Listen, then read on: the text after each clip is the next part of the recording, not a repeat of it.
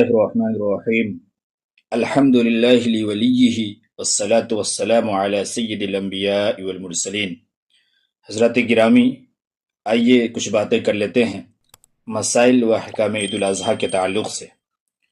جو شخص قربانی کی نیت رکھتا ہو وہ ذی الحجہ کے عشر اولیٰ میں قربانی کرنے سے پہلے اپنے بال نہ بنوائے، نہ ناخن کٹوائے، اور 9 ذی الحجہ کی فجر سے 13ویں کی عصر تک ہر فرض نماز کے بعد امام ہو یا مقتدی، تنہا نماز پڑھنے والا مرد ہو یا عورت، سب پر ایک بار تکبیر تشریق اللہ اکبر لا الہ الا اللہ واللہ اکبر وللہ الحمد بآواز بلند کہنا واجب ہے۔ ہاں، البتہ عورت کو آہستہ آواز سے کہنا چاہیے، اور مستحب ہے کہ نماز عید الاضحیٰ سے پہلے کچھ نہ کھائے۔ یہ مستحب ہے، ثواب کی چیز ہے۔ نماز عید الاضحیٰ کا وقت یہ طلوع آفتاب کے بعد سے دوپہر تک ہے، لیکن جلد ادائیگی یہ بہتر ہے اور یہ اولیٰ ہے۔ قربانی ہر مقیم مالک کے نصاب پر جو 52.5 تولہ چاندی تقریباً 612 گرام چاندی یا 7.5 تولہ سونا تقریباً 87 گرام یا اتنی ہی مالیت کا مالک ہو تو اس پر قربانی واجب ہے، بشرطے کہ بقدر نصاب مال یہ ضروریات اصلیہ سے فاضل ہو۔ اسی طریقے سے جو سامان جہیز کے لیے شرعاً جو سامان جہیز ہے اس کی شرعاً مالکن جو ہے وہ عورت ہوتی ہے،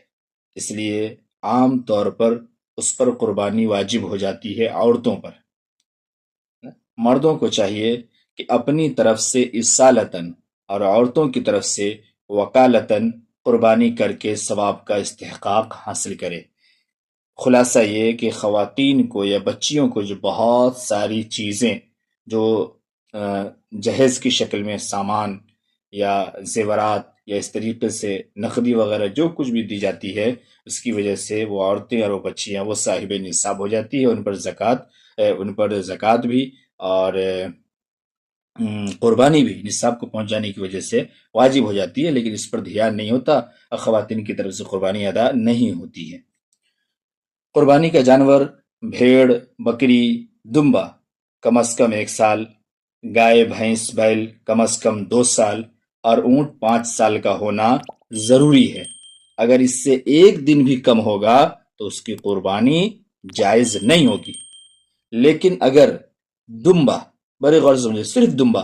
دمبا 6 ماہ کا ایسا پھربا ہو کہ 1 سال کا معلوم ہو تو اس کی قربانی جائز ہے، مگر بکرے کو اس پر قیاس نہیں کیا جا سکتا۔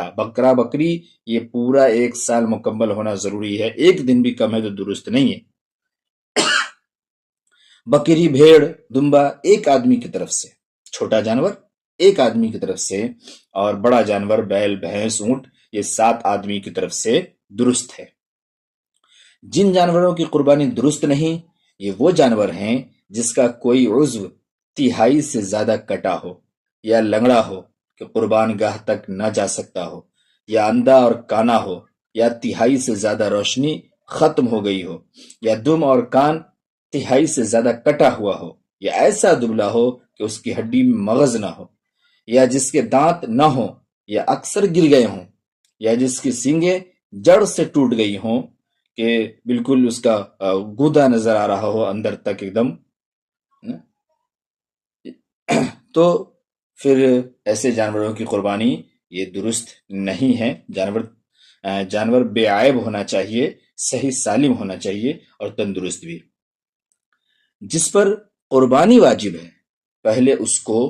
پورا کرے، یعنی جس شخص پر قربانی واجب ہے پہلے وہ اپنی واجب قربانی ادا کرے، اس کے بعد اگر گنجائش ہو تو دوسروں کی طرف سے یا کسی مردے کی طرف سے کرے تو جائز ہے،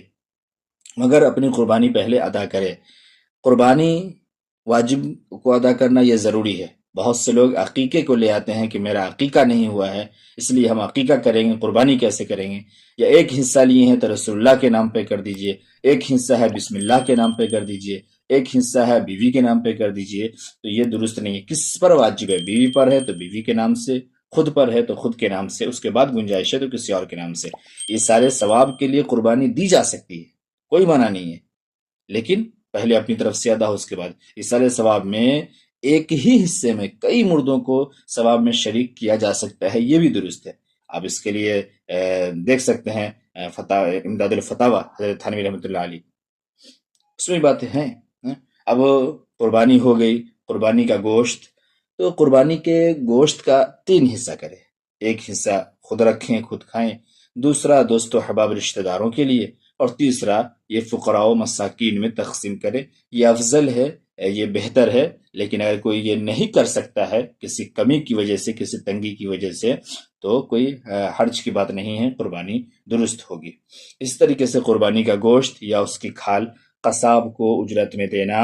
جائز نہیں ہے۔ اگر قصاب کو دینا ہو تو ہدیہ تحفہ دے سکتے ہیں، لیکن کسی چیز کو اجرت میں نہیں دیں گے۔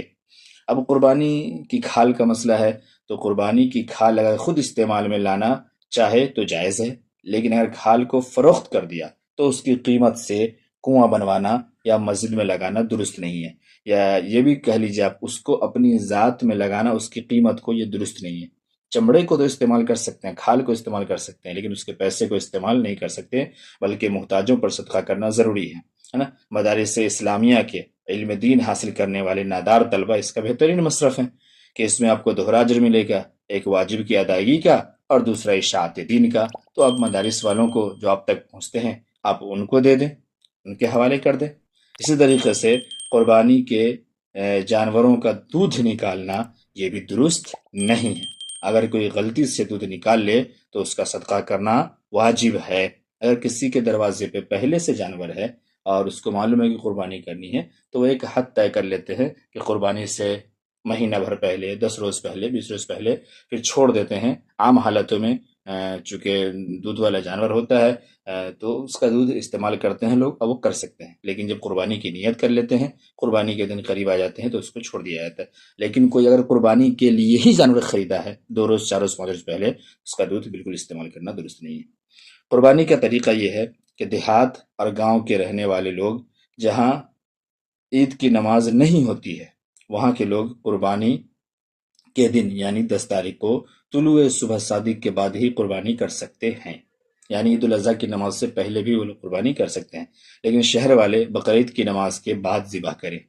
ان کے لیے نماز سے قبل ذبح کرنا درست نہیں ہے۔ ذبح کرنے سے پہلے جانور کو پانی وغیرہ پلا کر، قبلہ رخ بائیں پہلو لٹا کر پھر ذبح کرے، مکمل دعا اور آداب کے ساتھ۔ اچھا، کوئی شخص خود شہر میں ہو لیکن اس نے جانور کو گاؤں میں بھیج دیا ہے، اور تو گاؤں کے لوگوں نے اسی قربانی اگر صبح صادق کے بعد کر دی تو قربانی درست ہے، وہ اب نماز کے بعد پھر اپنے اس کے گوشت کو منگا کر کے استعمال کر سکتا ہے۔ تو طریقہ یہ ہے کہ ذبح کرنے سے پہلے جانور کو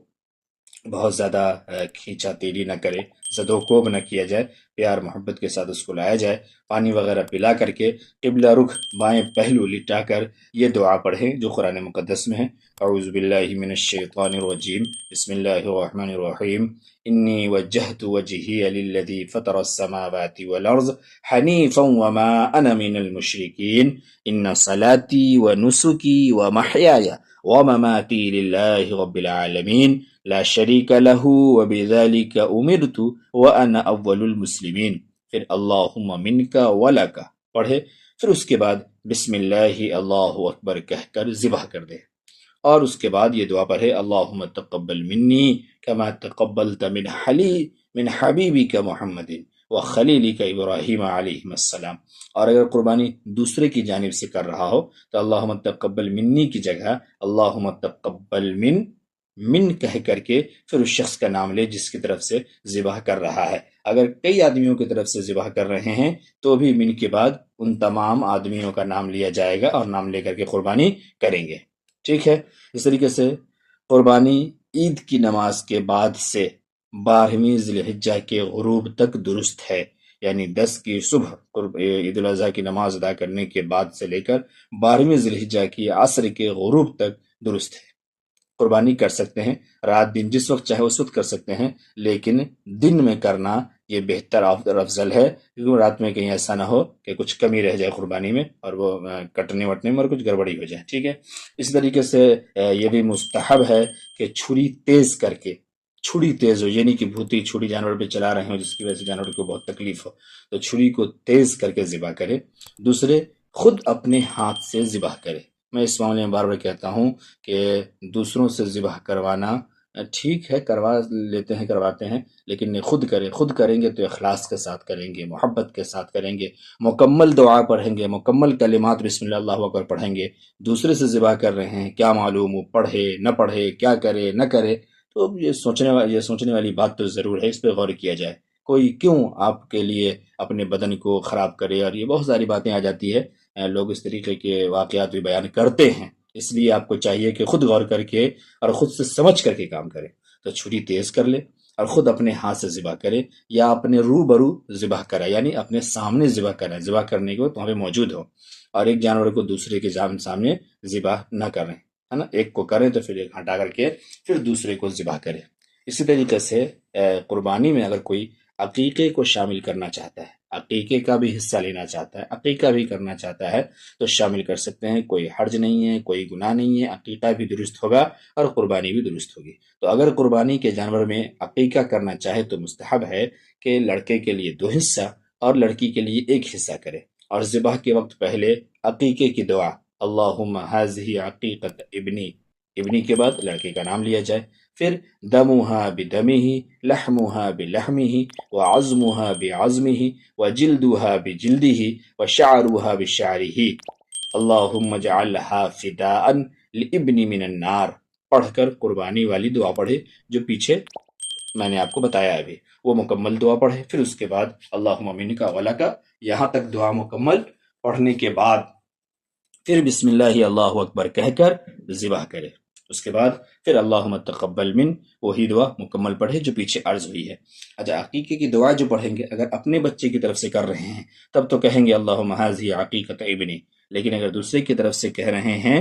تو پھر ابنی کی جگہ بچے کا نام لیں گے، اللہم ھذہ عقیقۃ عبداللہ، عقیقۃ عبد الرحمن، جس کی بھی طرف سے کر رہے ہیں اس کا نام لے لیں گے۔ اور اگر وہ عقیقہ بچی کا ہے تو پھر جو دعا ہے اس دعا میں مکمل ہر جگہ ہی کی جگہ ہا پڑھیں گے اخیر تک، اور بیٹی ہے تو ابن کی جگہ بنتی بولیں گے، یا اگر دوسرے کی ہے تو پھر عقیقتہ کے بعد مکمل نام بول دیں گے، درست ہو جائے گا۔ دعا میں ہا بڑھائیں گے ہر جگہ، کس طریقے سے؟ دمہا بدمہا، لحمہا بلحمہا، وعظمہا بعظمہا، وجلدہا بجلدہا، وشعرہا بشعرہا، اللہم اجعلہا فداء لابنی یا لبنتی من النار، ٹھیک ہے، چونکہ ہا لگا دیں گے بیٹی کے لیے ہے تو، بچی کے لیے تو پھر لبنتی ہو جائے گا۔ تو اس طریقے سے قربانی اور عقیقہ کریں گے۔ اب ذرا سا چلتے چلتے نماز کی ترکیب بھی سمجھ لیجئے کہ ترکیب نماز عید الاضحیٰ کیا ہے، کہ زبان سے یا صرف دل میں کہے نیت کرتا ہوں میں 2 رکعت نماز عید الاضحیٰ واجب کی مع 6 زائد تکبیروں کے، اس امام کے پیچھے اللہ تعالی کے لیے۔ اس کے بعد اللہ اکبر کہہ کر ہاتھ باندھ لے اور ثنا پڑھے۔ اس کے بعد جب امام تکبیر کہے تو پہلی 2 تکبیروں میں کانوں تک ہاتھ اٹھا کر چھوڑ دے، تیسری تکبیر میں ہاتھ باندھ لے، پھر دوسری رکعت میں قرات ختم ہونے کے بعد 4 تکبیریں ہوں گی، پہلی تینوں میں ہاتھ کانوں تک اٹھا کر چھوڑ دیں، چوتھی تکبیر میں بغیر ہاتھ اٹھائے رکوع میں چلا جائے۔ اب دوسری نمازوں کی طرح نماز پوری کر کے دعا مانگے، مختصر سی دعا کرے، دعا مانگے، اور اس کے بعد جب خطبہ ہو تو خطبہ سننا واجب ہے، اس لیے خطبہ کو صحیح ڈھنگ سے اپنی جگہ پہ بیٹھ کر پرسکون ہو کر کے خطبہ کو سنیں۔ امید کرتے ہیں کہ ان تمام باتوں کو اچھی طرح سے سمجھیں گے اور اخلاص کے ساتھ، محبت کے ساتھ، خوش ہو کر کے نماز عید الاضحیٰ بھی ادا کریں گے اور قربانی بھی ادا کریں گے۔